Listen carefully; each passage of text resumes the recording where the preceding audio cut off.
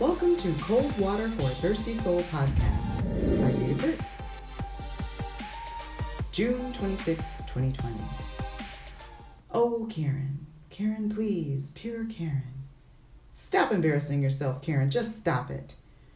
We see your privilege even if you don't. Robin Abkarian, LA Times columnist. The title that I just read sounds like a salacious title from an adult movie. It is not. The Karen-inspired article from Robin Abkarian of the LA Times takes a look into several Karen cases and brilliantly ends a few paragraphs with a command statement that depicts the best response from the behaving badly white privileged Karens of the world. To familiarize the depiction of the stereotypical epitome of Karen, search on the internet for Karen memes. Images will show a slew of memes exhibiting a white woman wearing a much maligned early 2000s asymmetrical haircut sporting chunky highlights. Videos demonstrate ghastly spectacles of her yelling about how she needs to speak to the manager of a store to satisfy her own selfish desires. Some believe the term Karen originated from a comedy special called The Friend That Nobody Likes by comedian Dane Cook. When a comedian pens and delivers a relatable sketch and strikes a chord with mass audiences, the phrases and ideas validate possible truisms. Cook's comedy act calls out common, degrading microaggressions and bad behavior amongst friends. In the sketch, the ill-mannered friends just happen to be, coincidentally, named Karen. The "Oh, Karen" command statement means she's at it again. This Karen is making someone's bright day turn into a scathing dark abyss. Karen stands there, covered with a dark, ominous cloud of hatred in which she has conjured up to expel at any given moment. Her blood pressure rises, her eyes grow mad. She attacks her victim with words that cast everyone into a dark spell of despair. Her sharp, intense words and an inconsiderate nature make her appear crazed like a fairy tale witch, stretching her spidery hands at them, throwing her relentless spell from her fingertips to blast evil darkness, brimstone, and fire. She vomits racial slurs only to draw the victim closer in to fulfill her selfish desires. Oh, Karen, we're not doing that. Snap back to reality. Oh, Karen, other people exist near you. For example, with no remorse, you decided to break the law by walking your leashless dog in a public aviary park. Yet you threatened to alert police of an innocent bird-watching citizen who happened to be walking while black. Karen, that is appalling. Time and time again, blatant racism pecks away at innocent people.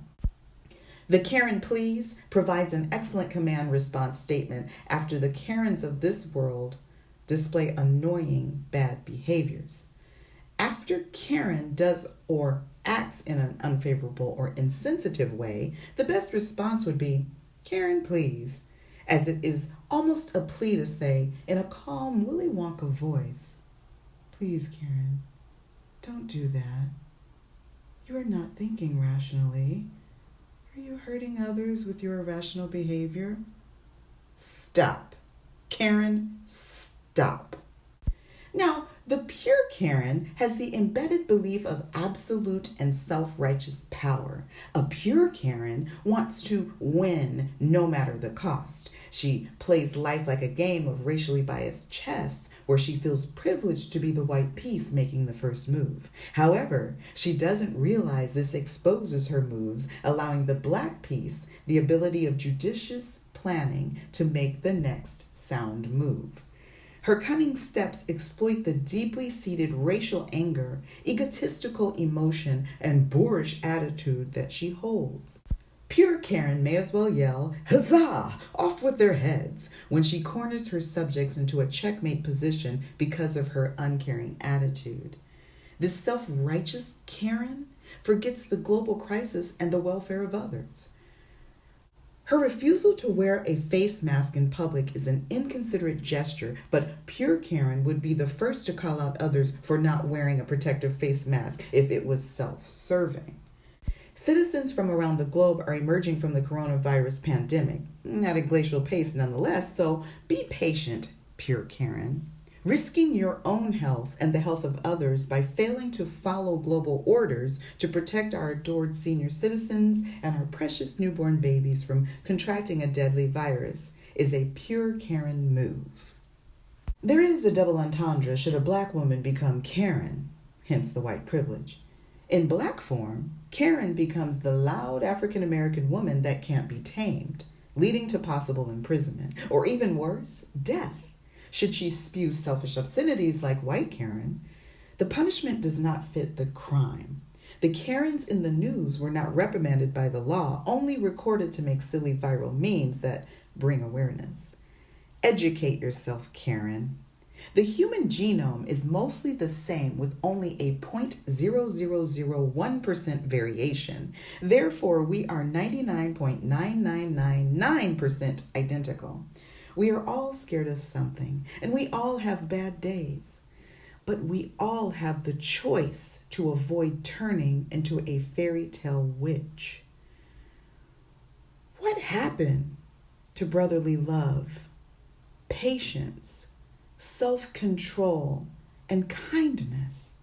Why the hate-filled hearts? Demeaning others only causes more conflict. The best response to ward off the behaving badly, white privileged Karens of the world is to be a Joan, not a Karen. Joan Trumpower Mulholland is a civil rights activist and freedom writer who is ending racism through education. Retiring Karen would be a good idea. How about a new title? The Joan? Yeah. Be a Joan in this world.